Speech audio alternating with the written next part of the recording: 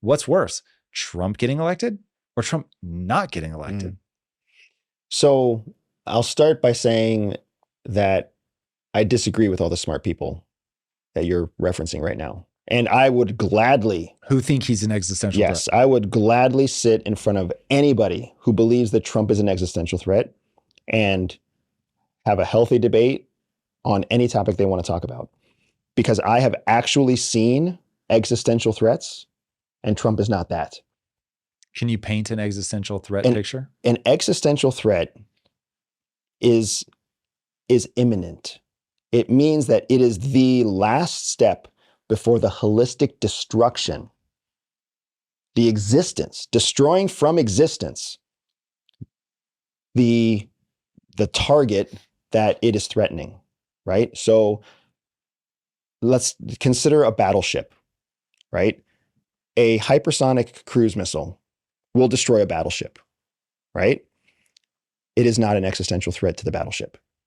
Even though it will destroy the battleship, it is not an existential threat to the battleship because if even one soldier survives, the memory of that battleship in current memory still exists. Not to mention all of the documentation about the battleship existing, and then they rebuild a new one, they give it the same moniker, and it's right back in service again, right? It is a perilous threat. It is not an existential threat.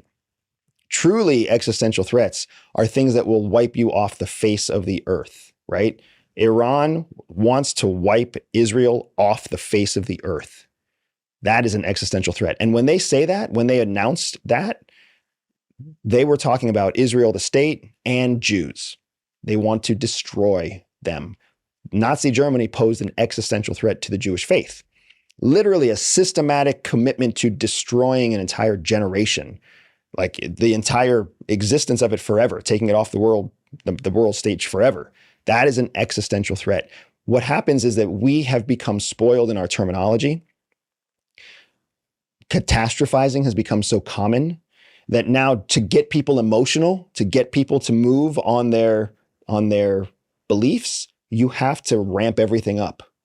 To get past the volume and the velocity of data, you have to say the next most extreme thing. When you say the most extreme thing long enough, if you call yourself stupid enough times, guess what you start to believe? You start to believe you're stupid. Right. So when you tell people enough times, it's an existential threat, it's an existential threat, it's an existential threat, you start to actually believe, wow, maybe it really is an existential threat, without stopping to think. In one presidency, no president, Trump or anybody, no president can disband two of the three branches. The only thing the president can really do is write an executive order about the executive branch. If our Congress exists, we exist. If our judicial branch exists, we exist, right? And the other two branches are there to keep the executive branch in power. So one 4-year presidency, one 8-year presidency, two 8-year presidencies with President Trump is not, with a future President Trump, is not going to be the end of America. Could it do significant damage? Absolutely.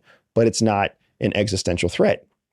It just isn't. It doesn't threaten to end the United States. It threatens to make life difficult, but lots of things threaten to make life difficult. We can't guarantee that Trump comes into office and somehow everything changes for the better. Who knows? We don't actually know.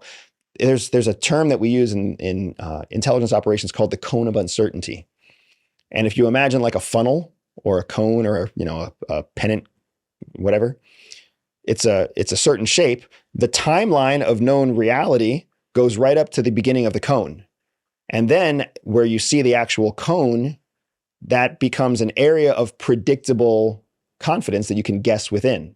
But where that cone ends, everything past the cone is totally unpredictable. You have no confidence about what will happen one way or the other. So unless there is an existential threat, threatening the existence and future existence of something within that cone, then you can't really take it as a level of confidence one way or the other.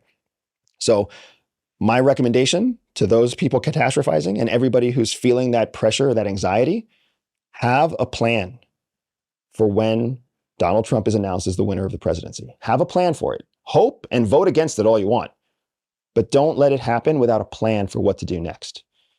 We have a plan for what to do next. Our plan takes us out of the United States.